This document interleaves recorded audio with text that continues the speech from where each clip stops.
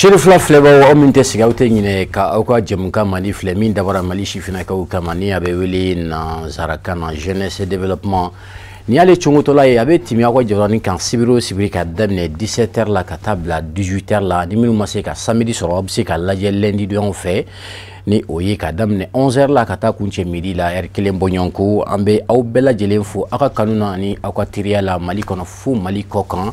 ambe ni wati mina ayre ba don ambe muso ka dona ambe ambalaka ka dona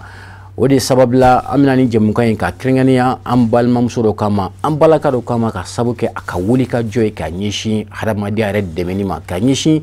are shifi nyogon fana wala ka abalaka wuli ka joy mi ka nyishi wuluma amina kuma ka barada kum bela jelen ka sabla na manye ka fo ambe muso ka kalula akaka anga muso bado ta anga kuma okan anga kuma aka baraketaw ka nyishi a nyono ma ka nyishi shifna kawma ode sababla anya wuli makrate ni ala sonama abuna ka barabulu don sabla bitu kona kuma so kono nga akagan fana ay barabulu minu fana ka ay kulma minu fana ke aka baraw konna na chesiri mi na abala ka ke anga se ka kuma olu fana kan ni ale de yi madame Cissé Asuma Bariye muso chesiri lendu ani fana flauka jekuluba mimbeni o yi capital pula kuyi ale de o musolakaw fana ka nyema baye anya wole 8 mars bunya kama ananga wole jabi ambafu aka analila ambafu kaka bismillah nga kene kono. Assalamu alaikum ma fi. Wa alaikum assalam tonton Sidibé. Ko di bastila. Alhamdulillah. Ba ambafu ana foroku au bonne fête. Merci. Amba afotuguni ka fo na manye ka fo mo kumani amako bilana yi wole nanga wole li jabi funa yi chesiri doye o funa yi qualité doye ni maubse ka kuma o funa ka sabla magnifique ne abofoto o kana ku karsa telle personne est disponible pour tout le monde, ça veut dire que ça c'est une qualité qu'il faut louer également. Ambi faut ika o mabayaina ika o haklimaina fana aywa ambe 8 mars la akwa kalu Fogatani Kaloin Bansa, amba fode ko bonne fête à toutes les femmes du Mali. Alors, dakunye folo mimbe no ori iki bismillah kene kono aywa 8 mars ni ambale hukmun konana na inga dakunye folo mimbe buluka kuma 8 mars yere kan 8 mars feminu anafa jumen de bese musula kauma nga dakunye folo mi ori iki ka hakilata fo 8 mars mu ere bulu. Bon, yan nganda do kumana me aw fo aw segem bali nyina bali abe barala sunitle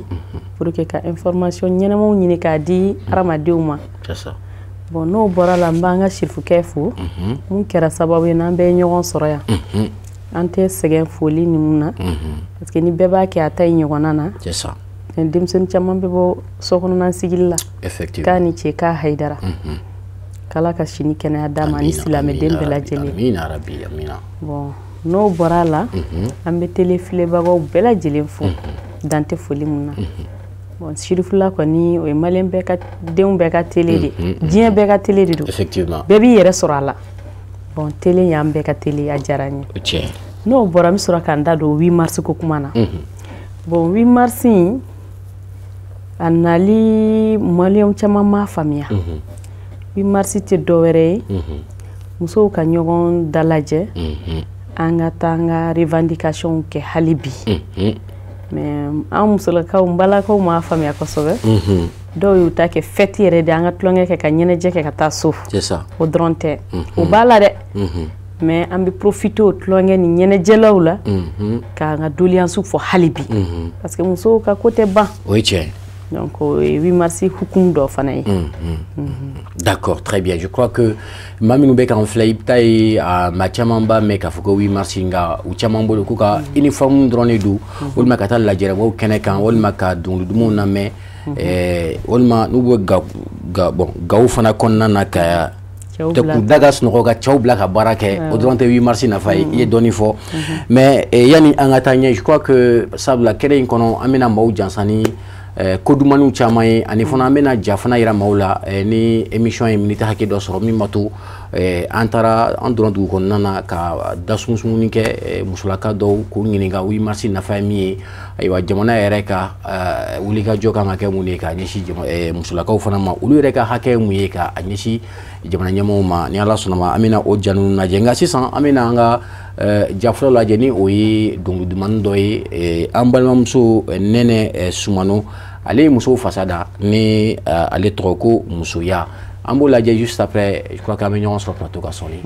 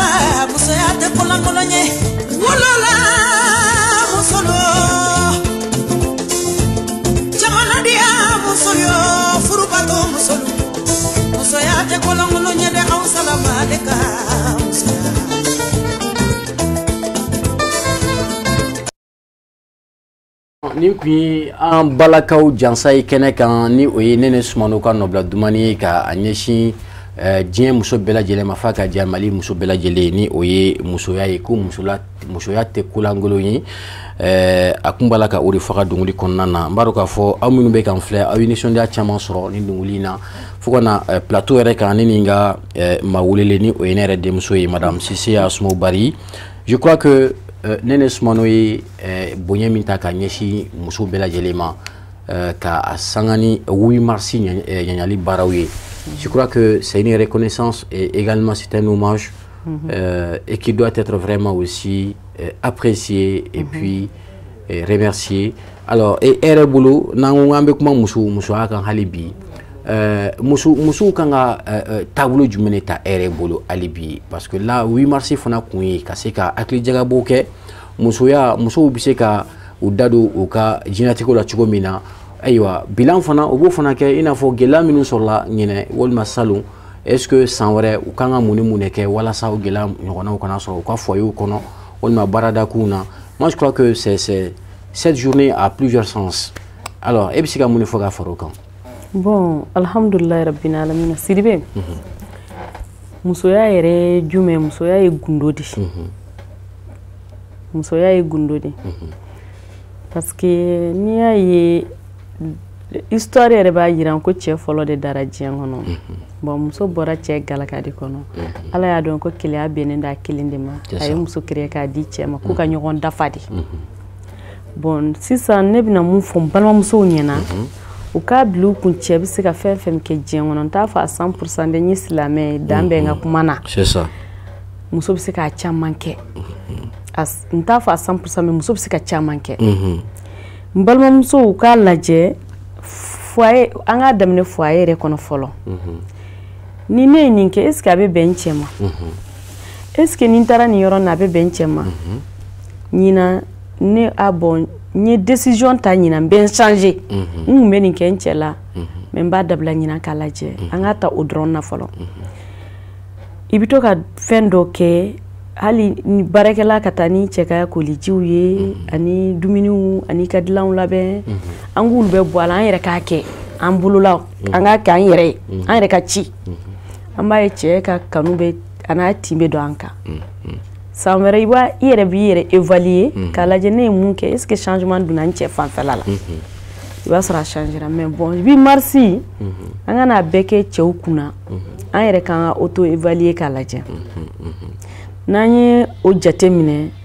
parce que a ka di cɛ bɛɛ i ye muso mun furu i ye muso choisi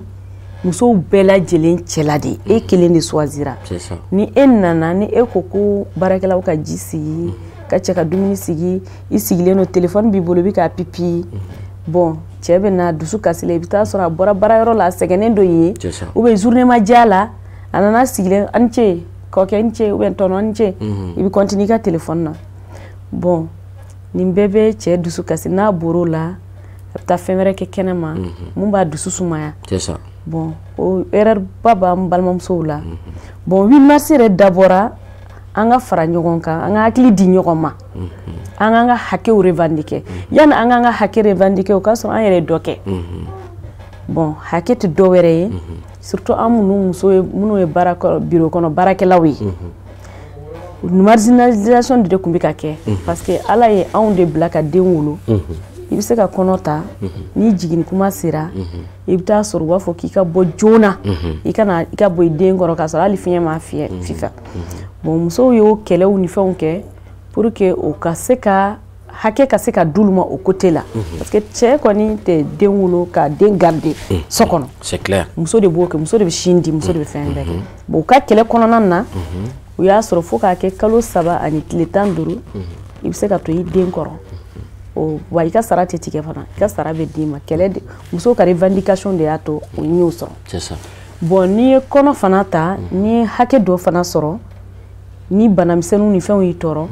o tɛna baarayɔrɔ tɛ o bɛɛ jate k'a fɔ k'u bɛ i sɛgɛn ou bien k'i tɔɔrɔ la o bɛɛ ye muso ka kɛlɛ hukumu kɔnɔ bon ni nin bɛɛ tɛmɛna sisan an ye nin bɛɛ sɔrɔ bon fo diɲɛ bɛɛ ka da sigi k'a fɔ an ye nin tile kelen di aw musolakaw ma aw kana hali baara kɛ yɛrɛ a ye taa aw ka ɲɔgɔn dalajɛ bon na ɲɔgɔn dalajɛ in tɛ dɔ wɛrɛ ye an ka taa lajɛ an hakili ɲɛnamaw di ɲɔgɔn ma musoya bɛ se ka sabati cogoya min na a n'an yɛrɛ ka fɛn foyer kɔnɔnaw bɛ se ka sabati cogoya min na bon a kɛ kun de y'o ye tulonkɛ an bɛ se ka tulonkɛ komi e yɛrɛ ye exemple dɔ di sisan e ni ne bɛ ka kuma an bɛ ka masala kɛ musow kan i sina ka misiginin k'a la au moins pour que ka distraire dɔɔni quoi bon muso bɛ se ka tulonkɛ nu ɲɛnajɛw kɛ mais o kɔnɔna na u b'a jɔ bon an ka wele musoya kan ka kɛ tan di musoya kan ka taa nin sira in fɛ an k'an ka furucɛw minɛ ta wa faso fana an k'an k'an bolo don a baara la bon sisan ala y'a kɛ e ma garijɛgɛ ka taa école e ma baara sɔrɔ bon e k'i sigi don min na i y'a ye kɔkɛ dɔɔni bɛ kɔkɛ bolo a kɔkɛ i t'a lajɛ i ka dɔɔni di ne yɛrɛ ma 5000 jan n bɛna n bolo ma yɛlɛma ni kɔkɛ y'o d'i ma i yɛrɛ b'a lajɛ i ka quartier kɔnɔ mun ka nɔgɔn aw ma i b'o feerelininw kɛ dɔɔni dɔɔni ni don min na kɔkɛ tɛ yen nɔ ka taa baara la n'a voyagera i t'a sɔrɔ i ka safunɛ sɔngɔni i tɛ se ka kɔkɛ makɔnɔ la i yɛrɛ b'i ka safunɛ sɔngɔ ta en charge ni den banana sisan CSCOM ka gɛrɛ i ma i bɛ taa consultation ye 100 120 de don o b'a sɔrɔ e bɛ se k'o kɛ k'a sɔrɔ i ma kɔkɛ makɔnɔ fo ka den ni degun ou bien fo ka fɛn dɔ kɛ dépense misɛnninw bɛ so kɔnɔna na an kana a bɛɛ turu ta k'a di cɛw ma bon n'an ko émancipation ka kɛ o ka sɔrɔ an fana bɛ dɔɔni kɛ dɛ bon musow ka hakɛ to yɔrɔ la ni tiɲɛ nana il faut k'an ka ɲɔgɔn sɔn hakili la bon n'an ye ɲɔgɔn sɔn hakili la bon i bɛ taa sɔrɔ sisan dɔ sigilen don o bɛ k'a fɔ muso ye mun fɔ tiɲɛ yɛrɛ la ni tun y'a kɛ ten nɔ sisan b'a sɔrɔ n yɛrɛ ko ka di n cɛ ye bon o bɛɛ b'a la mais cɛw dɔw fana bɛ yen nɔ f'u ka sabali a man d'u ye musow ka baara kɛ u b'a fɔ ni muso tɛ baara kɛ dɛ i bɛ to so kɔnɔ bon an musolakaw ka ko ka ca bon ni cɛ kɔni ko k'i ka dan yɔrɔ min i kɔni bɛ dan yen n'i bɛ cɛ fɛ n'i b'i ka furu bato bon an b'a ɲini an cɛw fana ɲɛna u ka dan na u ka to yen musow ka se ka dɔ k'u yɛrɛ diɲɛ latigɛ in gɛlɛya dɔrɔn de bɛ yen nɔ a bɛ gɛlɛya dɔrɔn a tɛ ka nɔgɔya tuguni o k'a sɔrɔ ni e bɛ dɔ sɔrɔ ne bɛ dɔ sɔrɔ n'an y'a fara ɲɔgɔn kan a bɛ dɔ kɛ dɛ bon n'an y'a bɛɛ to yen ko hali ni ye multimilliardaire ye bi ka di mais sini i t'a dɔn o bɛ Ala bolo sini bɛ kɛ min ye maa si t'a dɔn bon an b'a ɲini an balimakɛw fɛ u k'a to musow ka se k'u bolo yɛlɛma dɔɔni dɔɔni bon n'o fana bɛ kɛ a bɛɛ tɛ se ka kɛ parce que don o don hali ni ye multimilliardaire don o don karisa dɔɔni di yan don o don nin di yan nin di yan nin bɛ yen nin bɛ yen i nɛgɛ bɛ bɔ i cɛ la dɛ o tiɲɛ hali ni cɛ ma fɛn fɛn na tiɲɛ yɛrɛ la i nɛgɛ t'a la mais a t'a f'i ɲɛna a bɛ se ka kɛ a maloyir'i ma ou bien a b'i fɛ kojugu mais a ni degunnen don i kɔrɔ effectivement bon f'an ka wuli an k'a lajɛ an ka dɔɔni dɔɔni kɛ anw yɛrɛ bon ne b'a fɛ k'an balimamusow hakili jigi o yɔrɔ la an k'a lajɛ an kana sigi k'an bolo fila fara ɲɔgɔn kan k'a fɔ an bɛ cɛ de makɔnɔ parce que cɛ ye nin fɔ cɛ ye nin fɔ bon il faut qu'an k'o yɔrɔ fana jateminɛ c'est important merci je crois que ces témoignages là et l'objectif c'est de pouvoir vraiment faire comprendre aux femmes le sens du 8 mars, ce n'est pas aussi que kata uniforme don ou bien walma kabanga baraka sorono non 8 mars est d'abord kumba emi muso bi se ka u ka commencer ke chugomina wa hakilna fale e min yana salu ani mun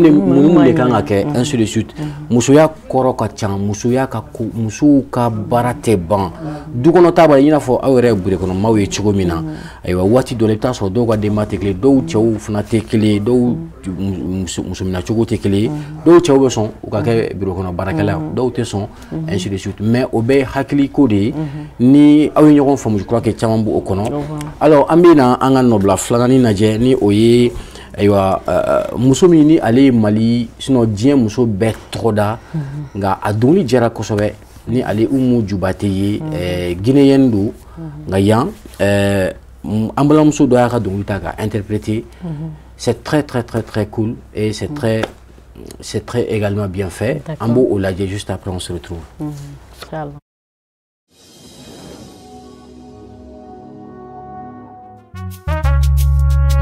Monster Music. Musulu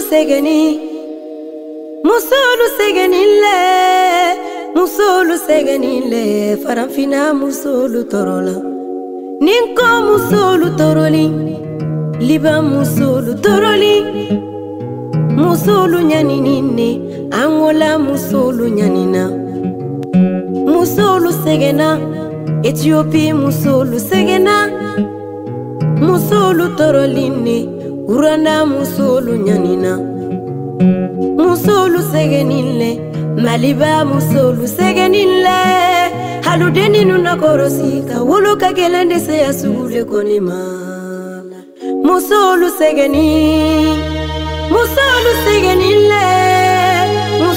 segenile faranfina musulu torola musumana konota afonno bada minera anyana mini bada minaline musulu la farida fada minera koni kono do sera kalorolo asonkuna da minera so bada minaline alikode kusile boto koni kono do sera kalo sigino sena fada minera ada fada minaline musulu la shinya nada minera muso ya kumfenni kunide wolo muso ya kumfenna muso la sirito ya kumfen adike kono le di molo adike kina le di molo adike foto le di molo wamari masale kolona mkono yendimina kono dimina minera mkono yendimina la wine jone welela mama nyenale welela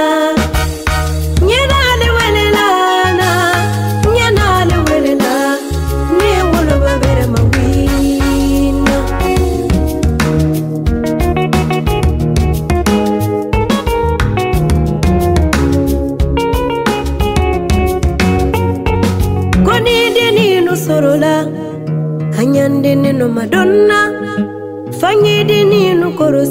musola kalu wolo den tijiko ifudu cheda bayro koni wolo den intabayro siginyo marubi jamfa mo wolo den intijamfa parima chugo be konia koni wolo den intikonia ayede no korosi musola kalu wolo den tijiko tunyale wolo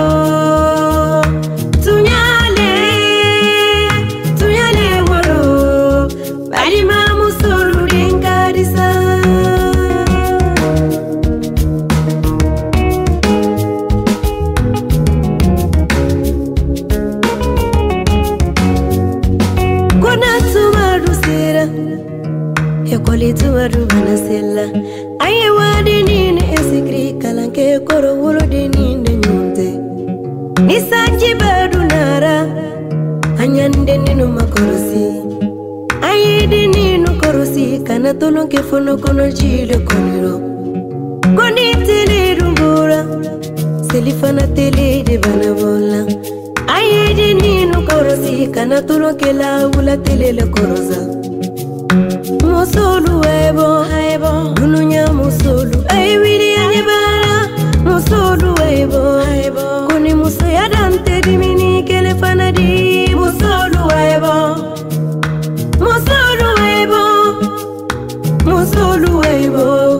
dununya musolu. Ay wili anebara.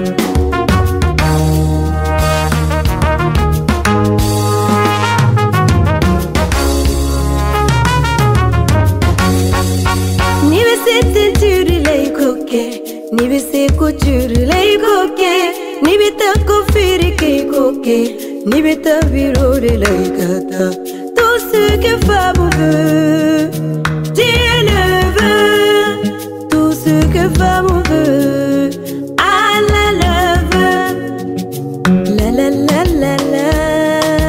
Dieu le veut. La la la la la la. Merci beaucoup.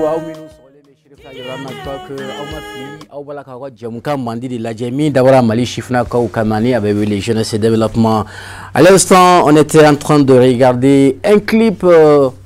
également, une chanson chantée par Oumou Diobate, mais ici interprétée par une jeune dame malienne et qui s'appelle Nyaka Sako. Merci, c'est une chanson en hommage à toutes les femmes du monde, en particulier celles du Mali également. Merci et bonne fête une fois de plus à toutes les femmes. Alors, on a plateau quand on a invité de Alibi, Madame Sissé, Asmo Bari Mado Musodo a Cheslendo Haramadia Fana Baraula a Cheslembe Fembe Talike et Chifnaka ou Fanaka Wulika Jola Mimbatoka Jamambo Uka Barantanyana Yala Sonama Rebna à Dadou Aka Ulula nga et clip minajashi sans clip et qu'est-ce que ça représente quoi pour vous? Bon, Néniébala c'est comme fin de donc quoi, elle a retracé aya befoka bam so ere mouy so ere mouy a befo ni gundo mu fa magara bere la l'historique de la femme bon et puis elle a une belle voix, elle a une belle carrière vraiment elle a de l'avenir bon. Alors, est-ce que si on essaie de retracer aussi votre parcours, c'est normal parce que il faut naïe musoba de dongli avec un mifo odi Mali muso be sinon dien muso be nga abe ifuna ko sabla ifuna muso chesirli amina kuma ika chesiri kan amina kuma ika baranyumon kan yi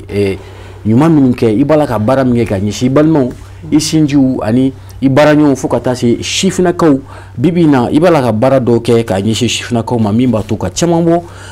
temina kare kono ka chamambo et crefedian là alors ibsi ka doni fo mimba to mami be kan fle ufuna ka don ko asmo barite bido kono barakela doro nga be barawro ufuna ke mimetali haramadia baraka mimetali ke shifnya fana baraka bon o jaranye siribe yan nek nga be baram nabi yan ko damne ni entreprise fla daele antu nya damne ni société générale de fin commerce général de d'accord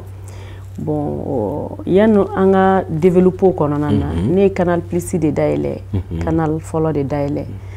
bon canali ne tunye mo nani de ta o wati a soro damne ne akun kadi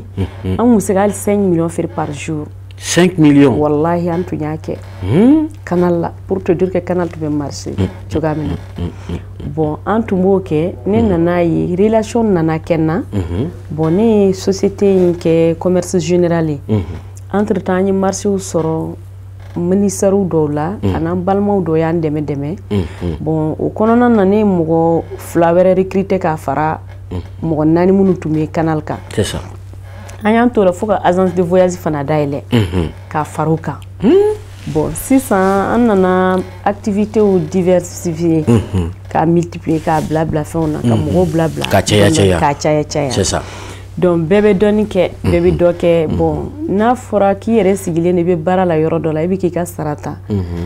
bon kaye mugo fana be bara la ichogo ibolo chogamina bon ire demba tigi ibadon abi chogamina bon ne ka atutu nyemuye ka muso bo somaji de la nye musumanu de chamanta au départ là chamani kelendron de tumbala bon en fin en ba blanco muso jaka jama fari warinye cede jaka fari bon banke ube ka loziki tunyodi mais anana yi muso fana jafla ka fari warinye ansirana doni bon nye kudo sora akonona na parce que jelatike ibara barake gela bala noya bala dundola c'est ça bon cousin do trahi warkula akacha nta fe ka fo caméra nuna parce que ibi yere somo sutra ibi yere sutra bon ko chaira kono bon entre temps anye dossier yelma ni mogoro tatuguni bon zeina musumani kelen de be atobe chewe bon lu fana do kera dutigiwe bon yo muso fru e do sora kono nanna bon alhamdulillah ambulu ko nike donc ika bara ro de flega ke sababu ka ulu do kabini uma muso furu be bara langa bi ala nana ke ulu reta foka klaka muso funa furu ka demba ya soro ola ala barkala d'accord bon no fen sugunu nun kera kuma do la rali ni ibeba do embargo ingelera mogoma et puis bon ne ka entreprise la ni problème do soro 2018 kana bla 2019 la ne kumenga sara ne be baraka rom na ne kumbo sara de taka ulu sara pour que kana degun soro u ka famille kono parce que ni ya jatemine ye mogota ire de mayatigi na fara ko tigi bi rentrer fenti amano ba kera charge ire ne bulu mais alhamdulillah ala yan jabi an sera ka o fenke fuka teme bombi ananga mogo nyuma bebi ka barake ulu butala donc ni fana bentala très bien ami ka continuer très bien faire seconde mona na ndatu la ambikla kan datu mina wi harmadiya ta fan filay ika wuli ka jo kira jumen ka nyishi harmadiya red de mema i balma ulma itiriu nunu be mali kono fu mali re ko kan re au juste parce que maru ka fu ye fladi nga flow ye jamatigi wuli absiga ke wuli ka jo minu kera santé minuna ina fo bantu ko wuli ka jo je crois que i joro funa buana balma minu bora u sigero la ka sabuke o bamagatu ka wuli ka jo je crois que ibse ka doni fo olawa wallahi bon a jaranye c'est vrai anga mugo nana bon ne ma shiabo shiala do gena u sigero la ala nana ni kelew nana do mogo ni nyogonche sigi nyogo ni balma ni nyogonche bon be gena na forake ka bolika boyi sigiro la kana bamako e ma delika gidro nyena depuis ala kida bon ni enani yere soro dugum na ita afta fandon ita na fandon bon ne wiye dum folo na 2018 ne wulla kata fenke here kuye kam malo ni balo macaroni tulu safune omo umogo bi jo femina d'accord neninga association wulla katara anya kuye ka soro ka filmer ka charonjien fe amma ke pour que armadon ka yede anya ke ka exemple di ka yira awo segen bagato be ni yoronna ni ba fe ka here ke ta u fe no umogo bawla parce que wulla ka bu sigoro la mere acti doye odi ato ne wulla ka dusuta muso don nana a konomande nana anana chogam na complète kele mumba kono mumba kana ano de sera muso de nana jigin sisan foyi fini yɛrɛ ma sɔrɔ mun bɛ da den kan fini ma sɔrɔ mun bɛ ka muso ka fini falen muso sigilen don ten nɔ bɛɛ b'a dɔn min don bon don min na ne kasira ne wulila ka vocal kɛ fulakan na k'a ɲɛsin fuladenw ma bon yanni tile 2 ka dafa fuladenw y'an jaabi an ye wari mun sɔrɔ a ka ca ni 5 millions ye en 2 jours bon ne ye commission sigi n ko bon 5 millions sɔrɔla a ye wuli an k'an jɔ muso dɔ jiginnen filɛ ne ye n fɛ an taara sɔrɔ hali a ma fini yɛrɛ sɔrɔ bon hadamadenw dɔw bolila ka na finiw d'an ma dɔw ye wariw d'an ma an y'a bɛɛ filmer ka taa d'u ma k'a tilan bɛɛ ni ɲɔgɔn cɛ bon depuis o kɛra sisan an ye jɛkulu dɔ sigi bon an bɛ to ka mɔgɔw kuma ɲɛfɔ minnu ɲɛna olu bɛ wuli ka na donc olu bɛ taa lajɛ fo état yɛrɛ nana impliquer la paix à son âme Amadou Konate an sera a ma don min na a yɛrɛ wulila en tant que ministre ka tugu ne kɔ ka taa lajɛ ka fɛnw dɔw kɛ o kuma de la a ye centre mobile ɲini k'u bila yen nɔ ka dɔw bila yen nɔ bon dɔw bɛ zantigila dɔw bɛ général Ila fana bɛ profiter ni micro in na ka général Ila Sise fana fo don min na ne taara a fɛ n y'a f'a ɲɛna a ko bon foro kɔni b'a bolo Senu bon k'ale bɛ se ka o d'u ma u ka sigiyɔrɔ kɛ bɛɛ yen nɔ a yɛrɛ wulila ka taa a ye fɛnw kɛ k'a ye fɛn caman kɛ bi a ye yɔrɔ d'u ma a ka yɔrɔ min bɛ yen nɔ a ɲɔgɔn si yɛrɛ tɛ Mali kɔnɔ ni kuma jara n da kɔnɔ n bɛ se k'a fɔ 5000 ménages b'a fɛ yen nɔ dugu yɛrɛ don a kɛra dugu yɛrɛ de bi Ila fɛ yen nɔ bon n bɛ profiter na ka Ila fo ka wale ɲuman dɔn donc a y'a kɛ cogoya min na ni bɛɛ y'a kɛ ten nɔ bon hadamadenw time fɛn gɛlɛya caman tɛ sɔrɔ a la caman bɔ a la bon entre temps an yɛrɛ mana ne mana wari sɔrɔ ne ka paiement dɔ donna sisan ne yɛrɛ bɛ jaka bɔ n yɛrɛ kun na bon ni ne ye mun sɔrɔ n bɛ boli ka taa n b'u sɔn n bɛ fɛnw san malo ni fɛnw san k'a d'u ma entre temps fulaw nana n dɛmɛ diɲɛ fulaw bɛ y'an wele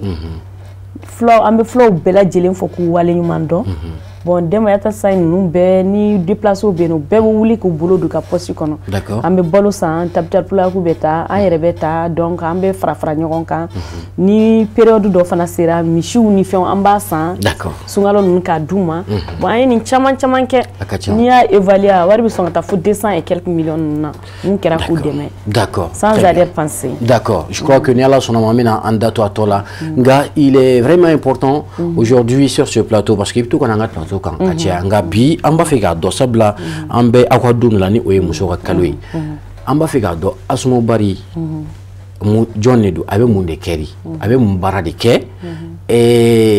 ɲumanya in n'a bɛ k'a kɛ ayiwa n b'a dɔn k'a fɔ ni muso caman bɛ k'a kɛ i n'a fɔ je crois que foyerw bɛ lafiya ayiwa balimaya fana bɛ sinsin kosɛbɛ nka bien avant ça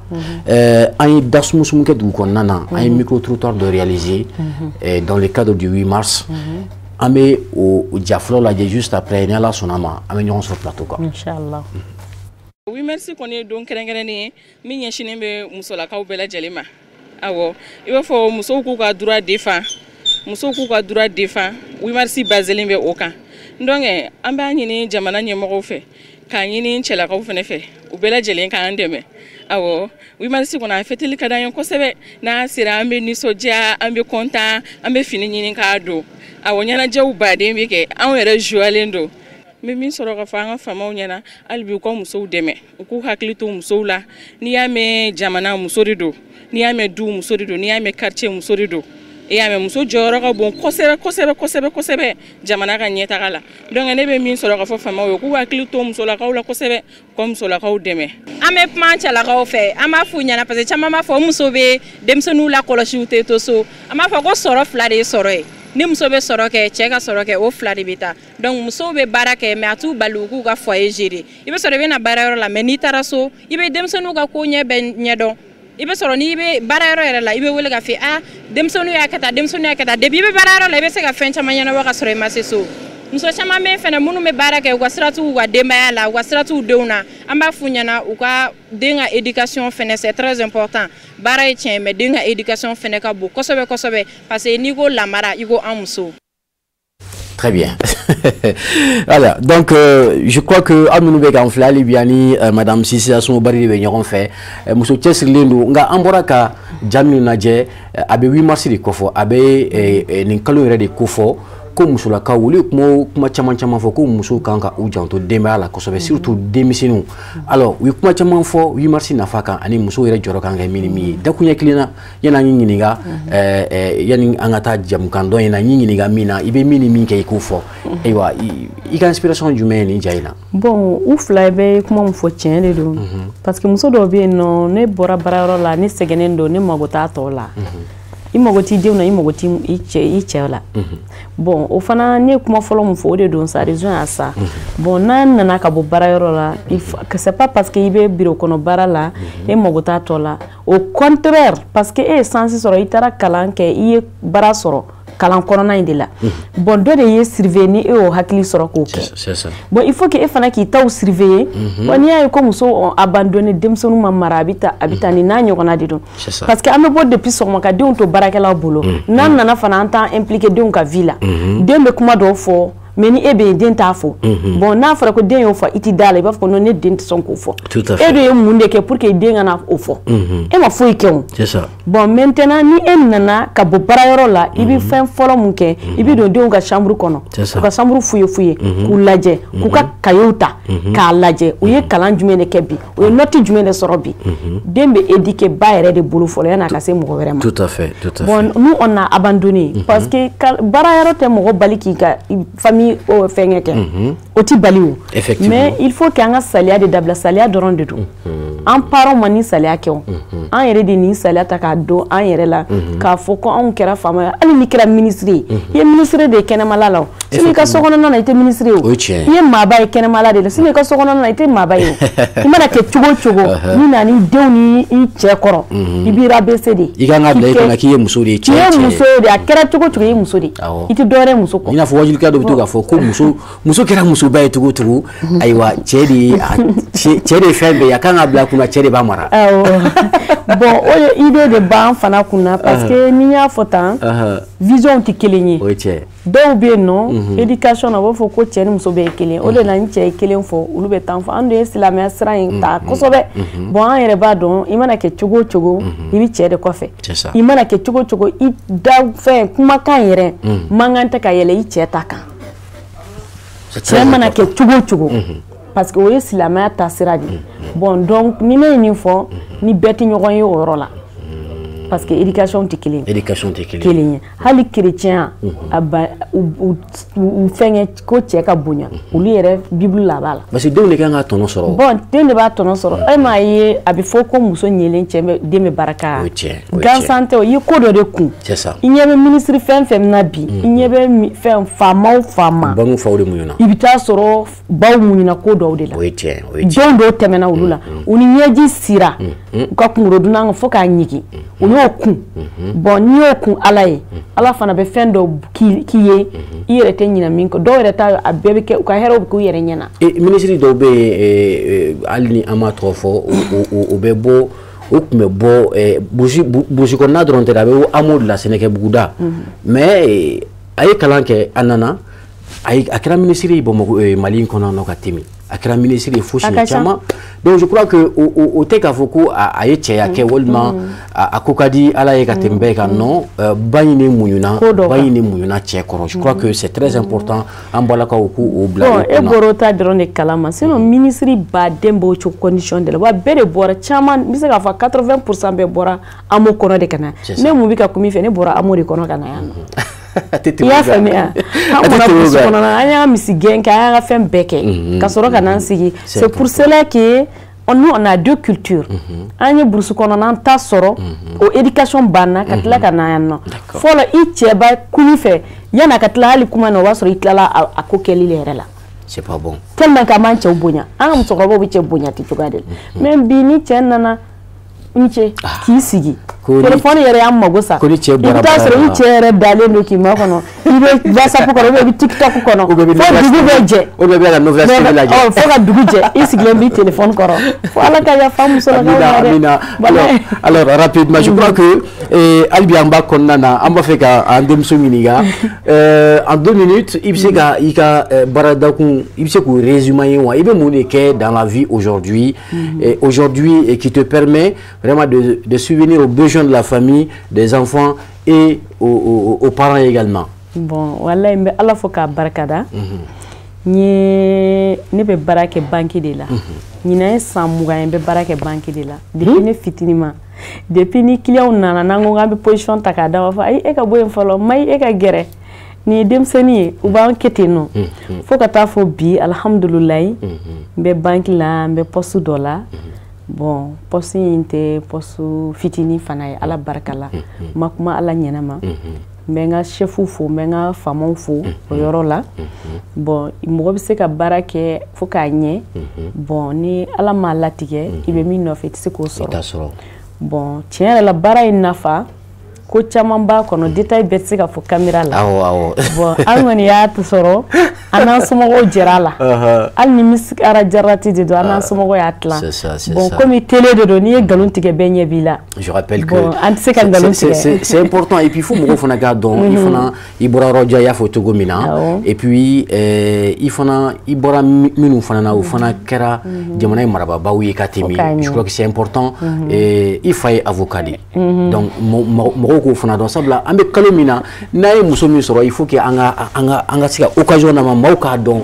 ma model jumene dun abora jonjon de la be mubarake abe ga here jumenge ka nyishi haramadia maka nyishi au shifna ka wirema je crois que chama fo sabla yika bara yoro ka sababu ka barada di shifna ka doma ukra dutigi bi ube sarauta ko dema balo moi je crois que chapeau à vous et ni be kuma ke tantôt je crois que et puis ce qui est très important également vous êtes très disponible là ambifo ou la kosobe et amina minaje je crois que yana nga jaflana naje ambalaje ka demande dolaje ni oyiku tonton Pal donc allez fona musula ka face da kosobe je crois que mais ça nous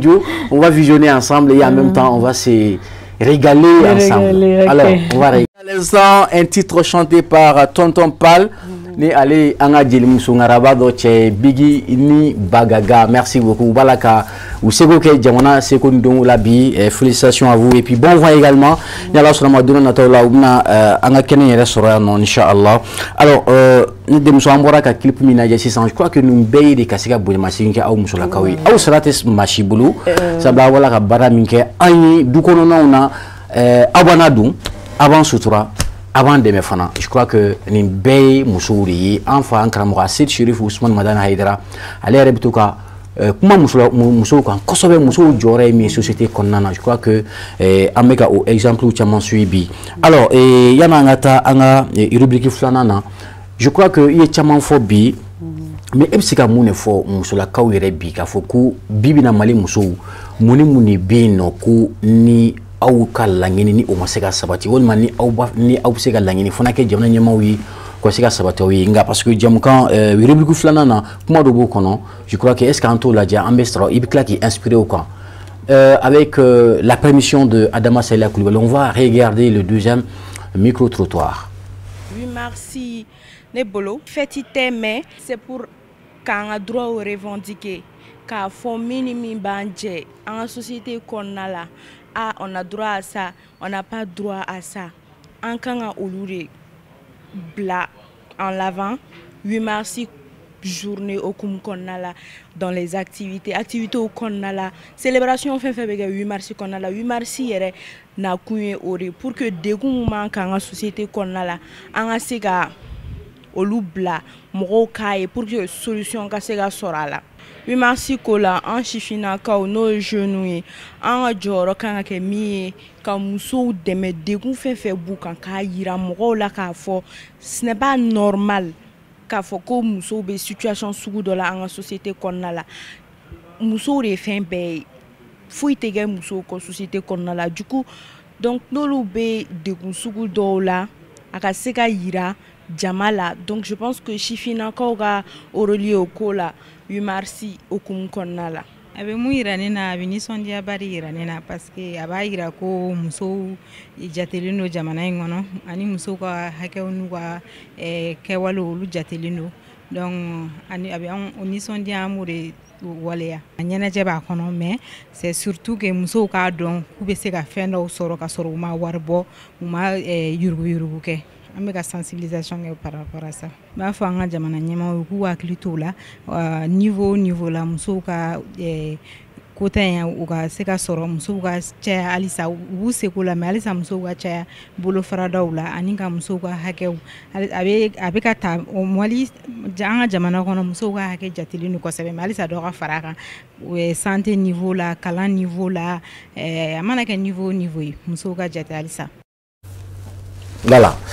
Je crois que nous, quand on a un micro-trottoir flanant, nous avons musolakaw yereka la nini kaka ni si jamna nyamoma. Alors on est dem so rapidement, je crois qu'on va aller rapidement. Ini name do koko musolakaw ko hake kube wele na madake ka ni si jamna nyamoma do fana koko do fana doni ou be sensibilisation ni et wa wele madaw fana ke. Alors vous avez juste 1 minute 30 secondes. D'accord. Et ne rekon be mun fo fama nyana. Association jikulu baden de be muso bolo muso dante Bamako yo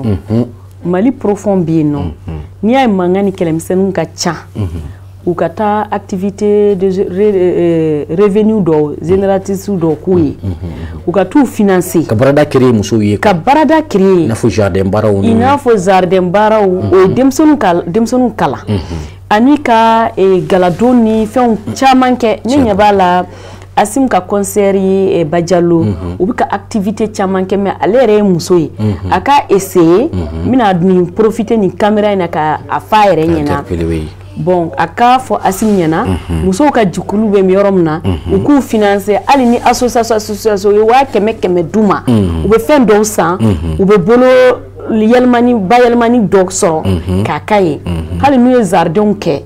na ko sene nu d'accord u bi se kulu be kenai u bi se ka safune dilan yoro do ke safune flene dongo de ba utiliser na ko safune be ke fen be ke u ka do fara ulukan kosobe yere ko hakili to muso la ni muso e here soro du be here soro ni muso e here soro quartier be here soro ni muso e here soro jamana be ja ouais ya famia c'est clair bon alisania yarma de be kule ko segembe c'est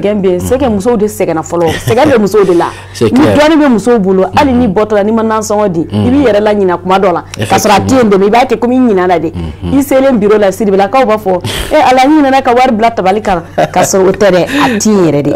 bon maintenant ni doni kumbe madame bolo est ce que abi kono fika na pour que accès ka toblike ati kono c'est vrai abi doni ke ne fana bo nyini fama fe ou ka association nunu akili tula o ka u financer muli yɛrɛ ka boloma yalama da sɔrɔ n'o kɛra o bɛ jamana diya o bɛ du kɔnɔna diya o bɛ fɛnw bɛɛ kɛ bon n'o fana bɔra la n bɛ tila k'a fu ɲɛna u ka hakili to fɛn na 30% a ka dɔgɔn donc n bɛ profiter ka fɛn na olu yɛrɛ ko n'i ye musow jate musow ka ca ni cɛw ye an yɛrɛ sɔn n'o ma musow ka ca ni cɛw ye aw bɛ ka fila furufuru saba furufuru naani furufuru bon ni kuma ni cɛ fa ayi musow de ka ca an bɛ dɔɔni bɔ a la bon ay do faranga kota ka d'accord kota dogayalindu 30% ka dogo u ka laju ka ke 40% bon no kera fana o be do fenge an gon be profiter 8 mars de fe kanga doliance fana fo o doliance ti do were u kana damba mo kona laminuna u kata fo Mali profond nu bisral kata mopti koro nu kaneci wallahi ne bitana ka muso dala je ka duma o be ubu occuper an gon be so ambiano akama tenen kunu yanci amita duma nu yanci kataga nyono konona na ambita duma ambu deme pour que muso bi se ka yirwa ni muso yirora jaron jamana be yirwa c'est clair bon parce que muso de sokonana gardien tout à fait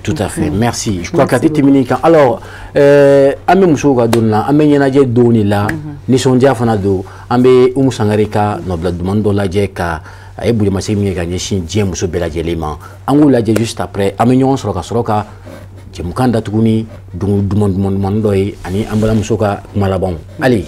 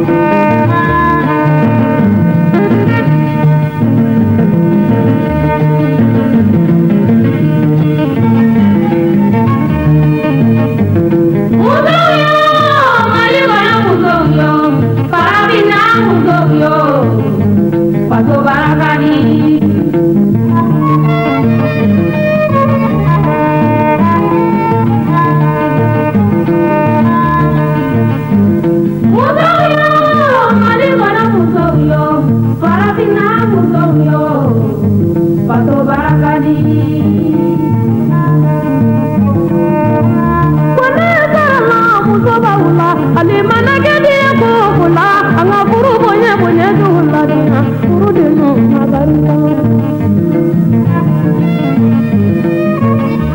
me sarala bali mamutula no managedi la dilla uba furu bato dulla dia furu de no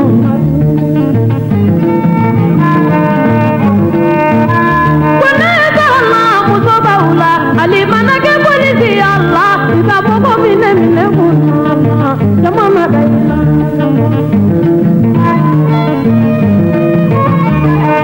sarala duwanye bulula kunu manake duwanye Allah ukajuna mine kunama katuna dayla wana zama bali mamuzula ali manake jadara munye ita boko mine kunama katuna dayla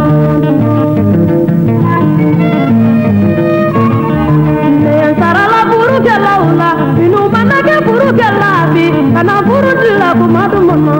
buru bino akana buru gedlo biwaye au manasege bali jabade mali muzulu naje ka buru labalo buru bine muzamiya mali bona muzamiyo barabina muzamiyo pato barakadi.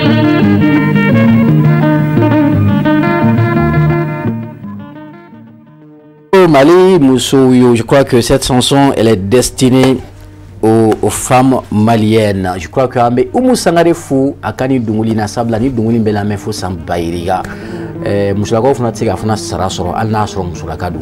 Alors ne demso bibina na manye ka fo kuye musoye. Je crois que anye fencha manager miko toto labaina aywa ko awka hakeni ako hake kanga ke femini je crois que ebsika munumuni fo ibalna musoye ishifina ka ufana ye uka donga fo musoya madabo doron ekiko kije musoya nafa jumene bala ikufu ayana musoya re dokede musoya doke muye parce que bon ne fait ni ame mbenche sutura nimbe adoye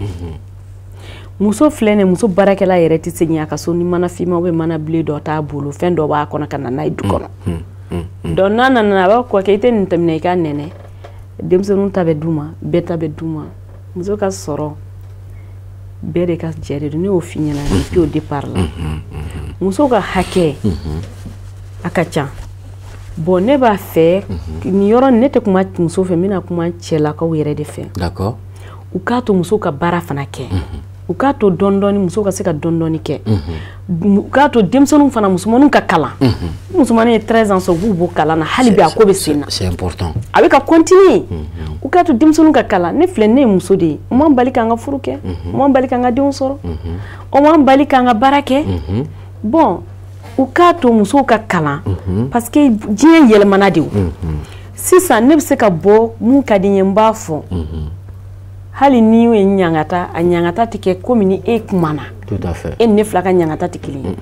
tubabu yere tellement que ye muso demsonu bonya ni muso fem kadi muso ba fo abi teme fo itala c'est clair yande la farafina de bay ni muso kumana bo mune ko datu ko be ko do ke muso lo be muso nyangata bu nyenu fembeke sino tubabu la ni muso boraka kuma ala yake ko afora bana abitaka bon fou ka jatemina en Afrique aussi muso fana a son droit droit te dowere ou quand toye hakina mumbambul en fana ka boka exprimer anga fo d'accord parce que aminu guider de ko blasira en deundo en faudo en balma kewdedo bon muso yi fembede fana tout à fait ngoche il faut muso folo de yibai dowere tew ibabe sutra daika muso fana ba daika folo muso de ko do nem kante sa muso ma parce que am muso fana an yelmana bon si ça diba yal mi here ki che ni muso che muso were furu doro ne de tunye ninke donc ni ko mandi alay aba kuna bla est-ce que amina voulait là-bas mitawi est-ce que violence mimbeke ka nyeshi ambala musula est-ce que mune kanga ke halibi avec à continuer abika ke bien de ka juguna be bon si ça amba fait fama ou yere ka wuli ku cho parce que fagali mumbi ka ke ni mugo ye muso faga ka jo ka faga jembe kai no kira bi bo do chama bi bala ne mun bi ka kumi fɛ n dɔgɔnin n dɔgɔmuso a cɛ y'a bugo k'a faga n b'a fa ɲɛ bɛ n na tɛ tɛmɛ o kan bon n'i ye muso faga dɔrɔn i k'i jɛ k'i faga parce que tant que n'o ma dabila muso tɛ hɛrɛ sɔrɔ donc kasolaka in ka bɔ a la quoi kasolaka in ka bɔ a la o olu yɛrɛ b'a fɔ cɛ yɛrɛ b'a fɔ i yɛrɛ sigilen ɲɛna n b'i faga n bɛ tile 2 kɛ kasolaka bɔ a bɛ kɛ e de la ay ka cama 2022 in kɔnɔna na a crime cayara kosɛbɛ kosɛbɛ a cayara depuis 2022 yɛrɛ tɛ yɛrɛ bon ni kɔni b'a ɲini autorité fɛ kasoladon in t'a ɲɛ ye u ka ko dɔ de kɛ cɛ dɔ la fo diɲɛ bɛɛ k'a ye parce que e ni cɛ 2 dɔrɔn de bɛ chambre kɔnɔ a jate minɛ fanga min bɛ cɛ la o tɛ muso la o ye tiɲɛ bon ni e ko k'i b'a ci i b'a faga o bon e b'a faga et puis cɛ dɔw b'a f'i ɲɛna ye n b'i faga n bɛ tile 2 kɛ kaso la ka bɔ n'o idée bɛ cɛ kun a b'i faga o ye tiɲɛ a b'i faga donc a b'i faga waati i b'a sɔrɔ dɔ bolomadalen b'a bolo kɛnɛma d'accord a b'i faga d'accord i bɛ taa a bɛ k'e de la i ni somɔgɔw ye a bɛ tila ka taa muso wɛrɛ furu ka n'a bila i ka place kan ka taa dilan i ka dilan kan tout à fait bon il faut que o yɔrɔnin jate ka minɛ wala n'i ye mɔgɔ faga dɔrɔn k'i faga ne kɔni b'o de ɲini autorité fɛ parce que an dusu kasira an sɛgɛnna très bien toujours à marge des fêtes du 8 mars aywa a ka kan fana ka nin kɛ bonyamasegin de don k'a ɲɛsin an balakaw ma an tɛ sɛgɛn hali n'a ka d'a ye kalo in bɛɛ an bɛ se ka nin bonyamasegin ninnu kɛ k'a ɲɛsin sabula san bɛɛ lajɛlen kɔnɔ nin kalo kelen de dabɔra o fana kama ayiwa o de sababu la an y'an balimamuso wele a nana a kumana a bɛ baara minnu kɛ a ye wulikajɔ min kɛ k'a ɲɛsin sifinnakaw ma hali bi a ko ko ale ma salaya hali bi a ko ko n'a ma ɲɛ k'a fɔ ale ye muso ye ale ye denba ye ale ye dɔ de fana muso ye a bɛ continuer ka ɲumanya kɛ k'a ɲɛsin walidenw fana ma an b'a fɔ o la ayiwa kuma laban min b'i bolo an ka jɛmukan datugu o kan 8 mars in kɔnɔna na ka welewelema kɛ k'a ɲɛsin ayiwa bɛɛ lajɛlen ma kɛrɛnkɛrɛnnen la an balimamuso minnu fana bɛ yen nɔ minnu ni u bɛ so kɔnɔ ayiwa ni u tɛ ka se k'u denmusow fana mara là l'éducation est bafouée aujourd'hui au Mali ayiwa en 2 minutes bon n'i y'a ye téléphone yɛrɛ ni télé ni u ka kirifɛn u ka télé dɔ bɛ yen nɔ mun yɛrɛ Nollywood ani Novelas ninnu télé 2 kelen don k'an ka musomaninw tiɲɛ bi an ka autorités dun tɛ se k'a tigɛ Mali kɔnɔ bon autorités tɛ se ka nin dɔw fana bɛɛ gérer n'u sera ka nin chaîne 2 yɛrɛ datugu a bɛ sɔn ka fisaya munna n'i y'a jateminɛ mais an balakaw fana sen b'a la dɛ ni den ye fini sugu dɔw don ka bɔ a karisa nin tɛ kɛnɛma fini ye nin tɛ don ta ye nin dabila bon baw fana bɛ waso n'a ye an muso de bɛ waso n'a ye o effectivement i m'a faamuya nous on a failli o an yɛrɛ on reconnaît qu'on a failli effectivement i ka kuma latigɛ tɛ hali ɲinan san ban waati na 31 décembre la denmisɛnnin fitinin san 11 walima san 12 ko cɛ dɔ y'a la jɔ kare kɔnɔ ka bɛɛ kan fo ka ni bɔ moi je crois que ça c'est des fini don ta in de don parce que den ma se si mun na e y'a to a k'aw fini don fini fana âge ko de b'a la o c'est pas pour rien que tubabu ye âge kɛ finiw na o n'i ma nin âge hakɛ sɔrɔ i man kan tɛ hali télé la i b'a ye n'i ma si dɔw sɔrɔ i man kan tɛ ka o fɛnw lajɛ u b'o bɛɛ kɛ tubabu ma nin foyi kɛ gansan na u y'a kɛ de pour que an fɛngɛna mais anw nana an yɛrɛ tila an hakili yɛlɛnna ka tɛmɛ hali tubabu kan tout à fait bon ni e den ma fini kuntan dɔ dɔn e ɲɛ ma yɛlɛ tout à fait bon o dun tɛ mɔgɔ bɛ pari k'a sɔrɔ i ma exposé mɔgɔ bɛ pari effectivement ma exposé merci o welewelema kanda je crois que an balimamuso bɛɛ kan k'o mɛn an ba minnu fana bɛ k'an lajɛ bi k'a jira k'a fɔ an balimamuso min bɛ ka kuma a bɛ aw de ye kɔrɔmatigɛli tɛ nka a kun ye min b'a to jamana yɛrɛ bɛ se ka jɔ sabula ni musolakaw sɔnna dɔrɔn jamana bɛ jɔ bon et puis o b'a la dɛ n b'a fɛ ka yɔrɔ min fana fɔ saya bɛ ka kɛ sisan i ɲɛ b'a la denmisɛnnin saya yɛrɛ ka ca ni makɔrɔba saya ye communiqué lamɛn sɔgɔma bani san 18 san 20 a cayalenba ye san 30 ye tout à fait bon u b'a fɔ n bɛ nin kɛ sisan ni n kɔrɔbayara ni n kɔrɔla n bɛ nin kɛ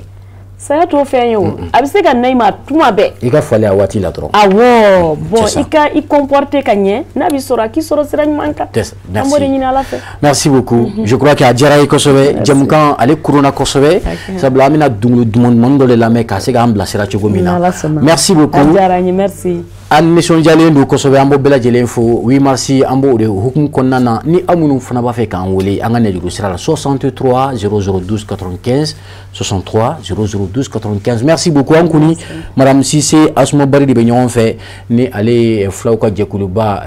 Tɛpɛtɛli Fulaw ko ale olu ka o musolakaw ka ɲɛmaa merci beaucoup aw k'an bɛn diɲɛ waati wɛrɛ merci